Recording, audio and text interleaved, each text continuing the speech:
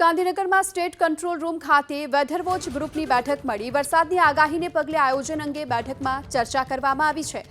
રાહત કમિશનરની ગેરહાજરીમાં યોજાઈ વેધર વોચ ગ્રુપની બેઠક। એનડીઆરએફ, એરફોર્સ, નેવીના અધિકારીઓ વિડીયો કોન્ફરન્સિંગથી આ બેઠકમાં જોડાયા હતા। મહેસૂલ, ઉર્જા વિભાગ સહિતના વિભાગના અધિકારીઓ પણ આ બેઠકમાં હાજર રહ્યા છે। તો રાજ્યભરમાં હાલ ભારે વરસાદની આગાહીને જોતા આજે વેધર વોચ ગ્રુપની બેઠક મળી હતી। સ્ટેટ કંટ્રોલ રૂમ ખાતે આ બેઠક મળી, જેમાં એનડીઆરએફ, એરફોર્સ, નેવીના અધિકારીઓ વિડીયો કોન્ફરન્સિંગથી જોડાયા છે। આગામી 5 દિવસ સુધી રાજ્યભરમાં વરસાદી માહોલ યથાવત રહેશે અને તેની સાથોસાથ જોકે દક્ષિણ ગુજરાતમાં અને સૌરાષ્ટ્ર કચ્છમાં ભારે વરસાદની આગાહી હવામાન વિભાગે કરી છે, તેને લઈને આજની આ બેઠક મળી।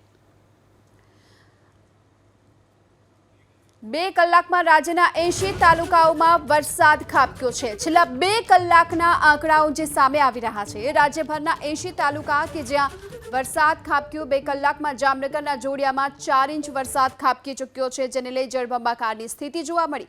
આ તરફ ફરી એક વખત દ્વારકામાં 3 ઇંચ વરસાદ 2 કલાકમાં જ ખાબકી ચૂક્યો છે, જ્યારે કે અમદાવાદના ધોળકામાં 1.5 ઇંચ વરસાદ ખાબક્યો છે અને ભાણવડ, પલસાણામાં 1 ઇંચ વરસાદ નોંધાયો છે। છેલ્લા 2 કલાક દરમિયાન કપરાડા, મુન્દ્રા, ઉમરપાડામાં પણ 1 ઇંચ સુધીનો વરસાદ વરસી ચૂક્યો છે।